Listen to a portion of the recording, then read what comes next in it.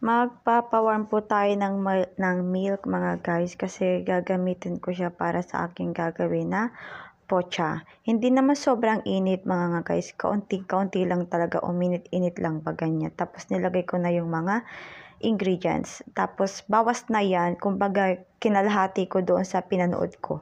Ganon yung mga ingredients kasi hindi naman ako gagawa ng sobrang dami kasi hindi namin agad-agad mauubos. Ngayon, nilagyan ko ng 3 cups ng flour. 3 cups ba lang ba yung nakita nyo? May kalahati ako nakita. Ayan. Ewan ko, basta kung ano yung nakita nyo, ayun yung ginagawa ko. Malamang. Tapos, ayan, takloban natin yung ating dough, mga guys, hanggang sa mag-double yung size niya. Ayan.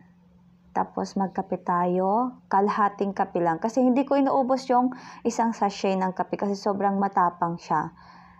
Kaya kinakalahati-kalahati ko lang. Ganyan. Para matagal din maubos. Hindi, joke lang. Matapang talaga yung isang sachet niya. Tapos, hindi na ako nagkakape ng isang pitcher na kape. Ibig ko sabihin yung malaking cup ay yung malaking baso. Kasi dati talagang malaking baso lang talaga lagi yung ginagamit ko. Ngayon, kaunti-kaunti na lang. Kakainin ko, ay iinamin kape with yung aking cereal nga na corn. Tapos, papainitin ko yung ni Damla, yung kahapon ko yan ginawa, kaya ko papainitin kasi nga malamig. Ha? Ang gulo ko. Basta yan, kasi nga gutom na daw si Damla kaya bibigyan ko siya. Pero si Damla pinipili niya yung ayaw niya ng eggplant. Pero inaano ko pa din siya, pinapakain pa din ng kaunti-kaunti. Tapos ayun na yung aking pocha. Ayaw ni Morat ang naglalagay ng itlog sa ibabaw ng bread kasi nangangamoy daw. So nilagyan ko yung mga itim-itim na yan na parang langgam. Kaya lang hindi siya dumikit kasi nga walang egg, pero okay lang din. May dumikit naman, masarap naman, ganyan.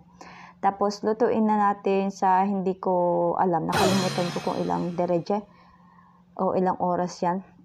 Basta tansya-tansya na lang. Tapos, ayan, pakainin na natin si Damla Jik. Tapos, ito naman yung akin bread. Tapos, luto na yung ating pocha na niluluto. Thank you.